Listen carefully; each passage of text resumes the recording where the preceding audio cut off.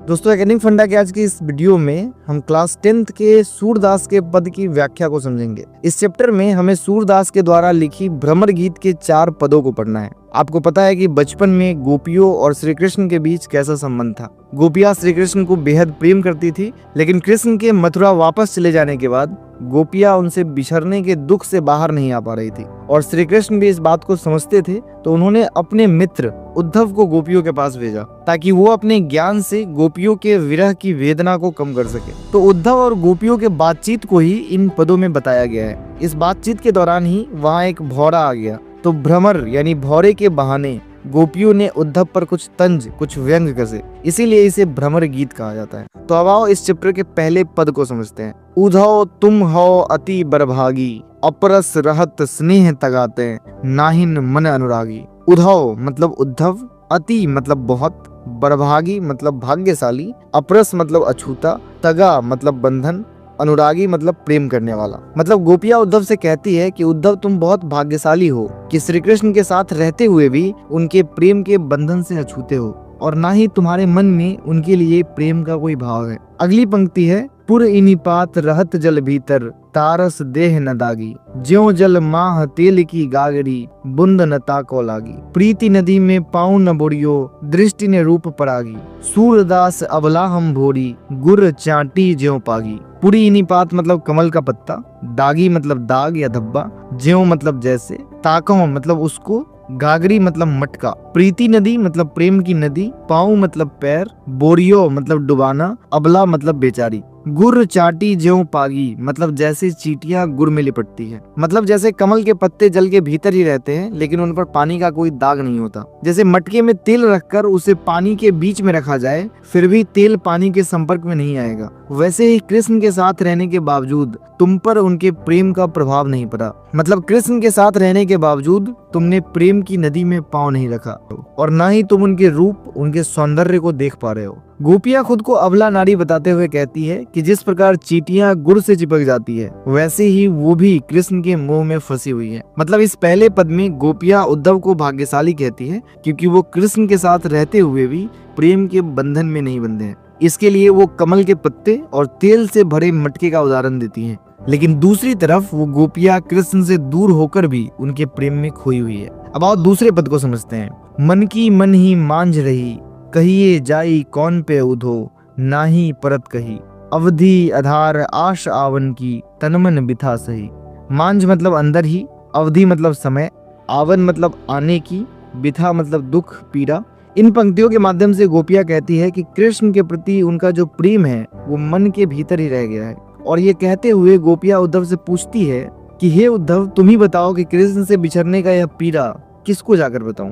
आगे वो कहती हैं कि कृष्ण के वापस आ जाने की उम्मीद में ही वो लोग अपनी तन मन की पीड़ा को सह रही है। अगली पंक्ति है, अब इन जोग संदेशिनी सुनी सुनी, बिरहिनी बिरह दही, चाहती हुती गुहारी जितही तय, उततय धार बही, सूरदास अब धीर धर ही क्यों, मर ज्यादा न लही।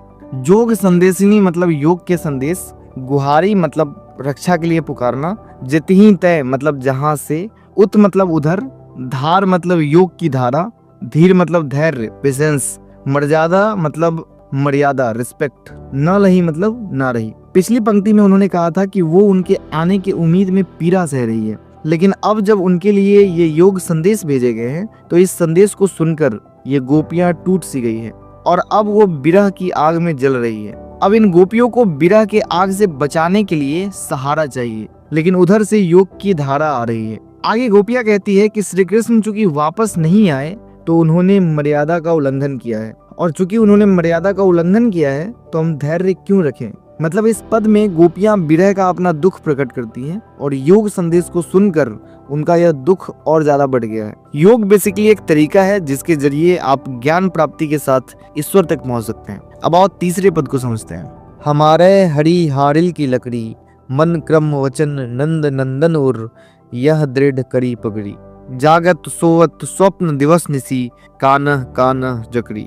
हरि मतलब श्री कृष्ण, हारिल मतलब ऐसा पक्षी जो अपने पैरों में लकड़ी दबाए रहता है, उर मतलब हृदय, दृढ़ मतलब मजबूती, जागत मतलब जागना, सोवत मतलब सोना, दिवस मतलब दिन, निशी मतलब रात, जकरी मतलब रटती रहती हैं। गोपियां कहती है कि जिस प्रकार हारिल अपने पैरों में लकड़ी दबाए रहता है, बिल्कुल वैसे ही हमने भी नंद के पुत्र कृष्ण को अपने हृदय में बसाया हुआ है। गोपियां जागते हुए, सोते हुए, सपनों में और दिन रात कान्हा कान्हा रटती रहती हैं। अगली पंक्ति है, सुनत जोग लागत है ऐशो, ज्यों करोई ककरी, सू तो व्याधि हमको ले आए, देखी सुनी न करी, यह तो सूर तिन्ही ले सौंपी, जिनके मन चकरी। जोग मतलब योग के संदेश, करोई मतलब करवा, ककड़ी मतलब खीरा, व्याधि मतलब रोग, तिन्ही मतलब उनको, मन चक्री मतलब जिनका मन स्थिर नहीं रहता है।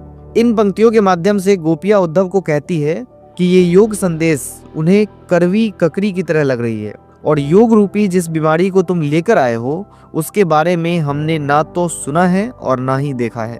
आगे वो कहती है कि इन योग संदेश को उन लोगों तक पहुंचा दो जिनका मन स्थिर नहीं रहता, क्योंकि हमारा मन तो स्थिर है जो कृष्ण के याद में खोया हुआ है। मतलब इस तीसरे पद में गोपियां उद्धव के योग के ज्ञान का मजाक उड़ाते हुए उसे करवी ककड़ी जैसा बताती है। अब आओ सबसे आखिरी पद को समझते हैं। हरी है राजनीति पढ़ी आए, समुझी बात कहत मधुकर के, समाचार सब पाए, एक अति चतुर हुतय पहले ही, अब गुरु ग्रंथ पढ़ाए, बढ़ी बुद्धि जानी जो उनकी, जोग संदेश पढ़ाए। मधुकर मतलब वैसे तो भौरा होता है, लेकिन इस कॉन्टेक्स्ट में मधुकर का अर्थ उद्धव होगा। पठाए मतलब भेजना। गोपियां कहती है कि श्री कृष्ण ने अब राजनीति का पाठ पढ़ लिया है, अब वो उद्धव के द्वारा हर समाचार प्राप्त कर लेते हैं और उन्हीं के माध्यम से संदेश भी भेज देते हैं। वैसे तो कृष्ण पहले से ही चालाक थे, लेकिन मथुरा पहुंचकर शायद उन्होंने राजनीति भी सीख लिया है और इसी वजह से उन्होंने तुम्हारे द्वारा योग संदेश भिजवाए हैं।